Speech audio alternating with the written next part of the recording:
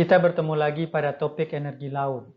Sebelumnya pada video pertama dan kedua, kita mempelajari tentang energi gelombang dan energi pasang surut. Pada video ketiga ini kita lanjutkan dengan OTEC atau Ocean Thermal Energy Conversion. Sebelum memulai, jangan lupa subscribe, like, komen, dan share, karena Anda akan mendapatkan pelajaran-pelajaran terbaru tentang energi terbarukan dan efisiensi energi dari kanal ini.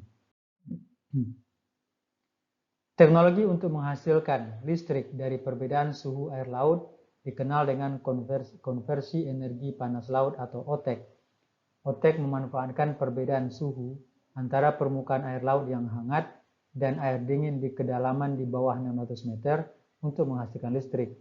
Selama terdapat perbedaan suhu yang cukup di atas 4,5 derajat Celcius antara lapisan atas air hangat dan air dingin di dalam, daya listrik dapat dihasilkan. Jika Anda pergi ke pantai pada siang hari, tergantung cuaca saat itu, Anda mungkin akan merasakan udara di pantai panas. Radiasi panas dari matahari yang mengenai permukaan air laut akan memanaskannya. Sementara semakin dalam, radiasi matahari semakin sulit menembus, sehingga suhu air di kedalaman lebih rendah.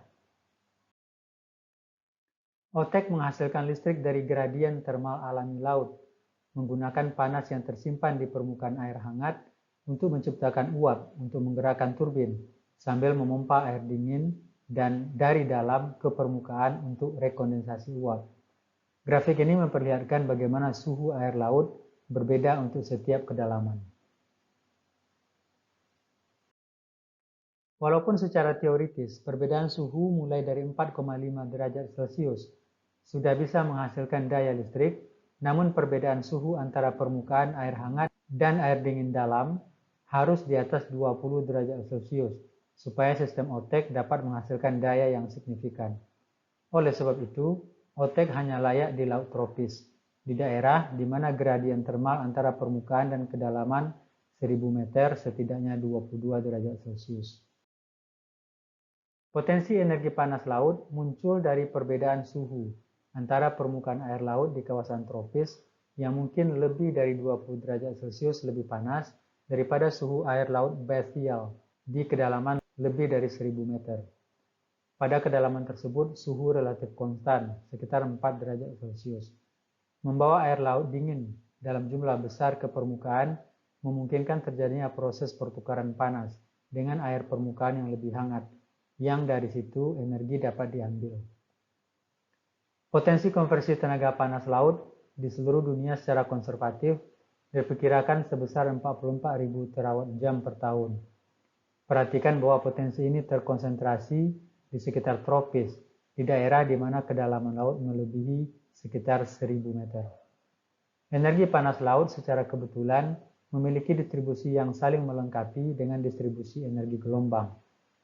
Indonesia adalah salah satu negara dengan potensi OTEC yang menjanjikan.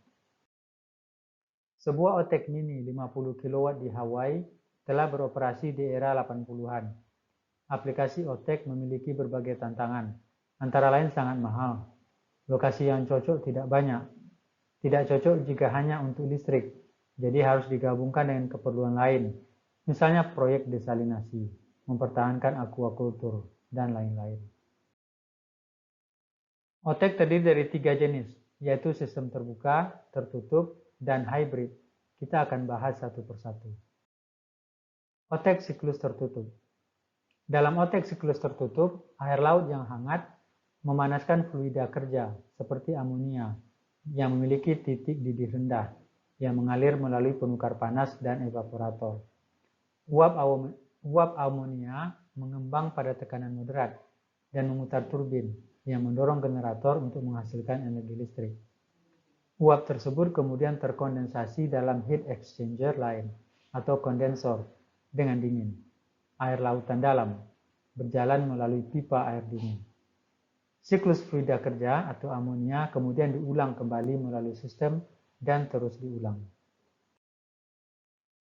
Dalam OTEC siklus terbuka, air laut hangat dari permukaan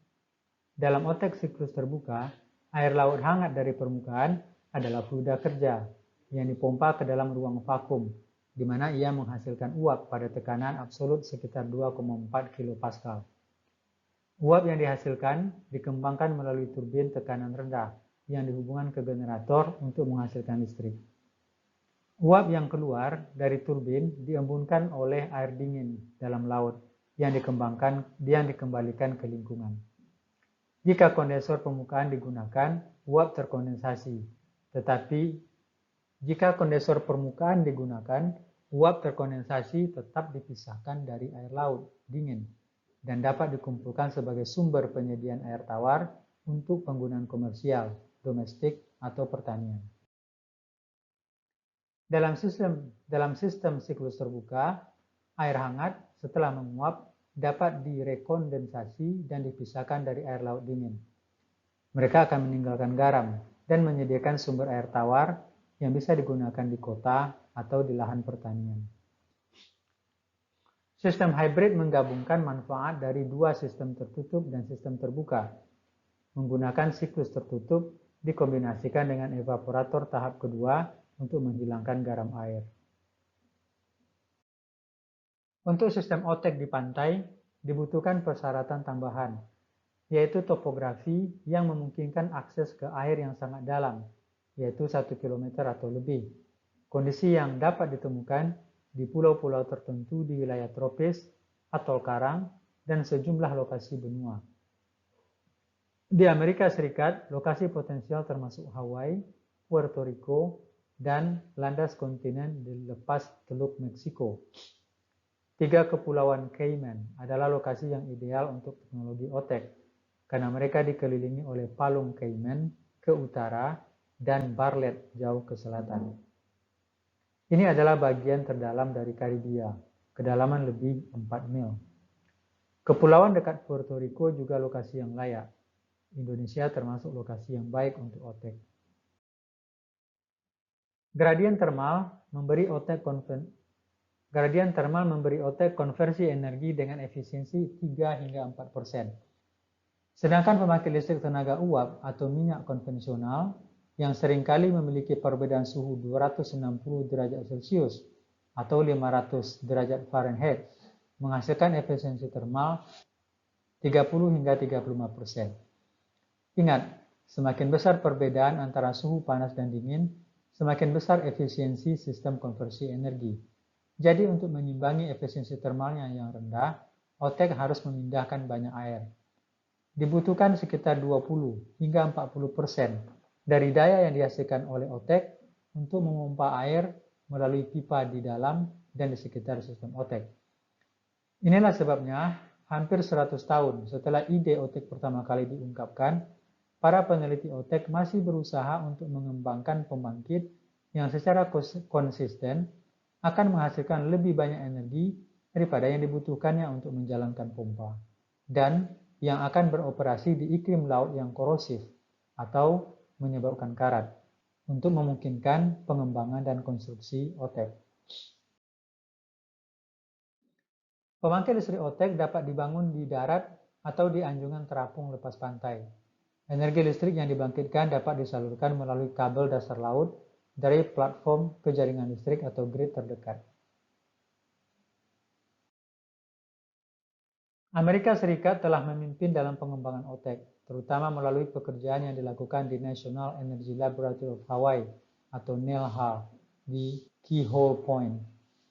Terobosan nyata pertama terjadi pada tahun 1979 dengan keberhasilan pengoperasian mini OTEC, sebuah pembangkit percontohan siklus tertutup 50 kW, menjadi pembangkit listrik tenaga bersih pertama di dunia yang memproduksi OTEC. Tokyo Power Company membangun pembangkit listrik percontohan OTEC siklus tertutup 100 kW berbasis pantai di Pulau Nauru pada tahun 1981. Pabrik percontohan ini mencapai hasil bersih 31,5 kW selama operasi berkelanjutan, membuktikan bahwa prinsip OTEC adalah alternatif energi yang layak. Namun pembangkit ini sekarang dinonaktifkan. Ini adalah instalasi OTEC di Hawaii. Pada tahun 2001, NELHA mendirikan Taman Energi Laut di Keyhole Point. Fasilitas ini menggunakan air laut dalam yang dingin yang dipompa ke permukaan untuk menghasilkan energi AC, desalinasi, budidaya ikan, dan pertanian. Proyek OTEK tambahan sedang dipertimbangkan untuk Hawaii. Pada tahun 2006, pembangkit OTEK siklus terbuka Kailua Kona yang dioperasikan oleh PIC HTR menghasilkan 225 kW gross listrik dan 104 kW net. Pembangkit listrik ini adalah bagian dari proyek 5 tahun senilai 12 juta dolar, dengan sebagian besar daya digunakan oleh Nelha. Di lokasi tropis, AC atau pengkondisi udara adalah salah satu penggunaan listrik terbesar di rumah dan di bisnis. Air laut juga bisa dijadikan sebagai penghasil AC. AC air laut atau Sea Water Air Conditioning memompa air laut dingin sekitar 5 derajat Celcius ke stasiun melalui pipa laut dalam ke stasiun pendingin di pantai, di mana air dingin itu digunakan untuk mendinginkan air tawar yang kemudian disalurkan ke sistem pendingin udara gedung melalui pendingin kumparan air. Air laut dikembalikan ke laut melalui sistem pipa dan diffuser. Saat ini, kedua bangunan utama di Nelha di Kailua Kona di Hawaii secara efektif dikondisikan oleh air laut dingin yang dipompa melalui pipa OTEK. Manfaat OTEK: sumber energi yang konstan yang dapat diandalkan. OTEK bisa menghasilkan air minum segar, bisa digunakan sebagai AC untuk pendinginan, bisa menghasilkan garam dan mineral laut, dan bisa dimanfaatkan untuk penggunaan pertanian dan budidaya laut. Kekurangan OTEK adalah karena masih dalam tahap pengembangan atau percobaan.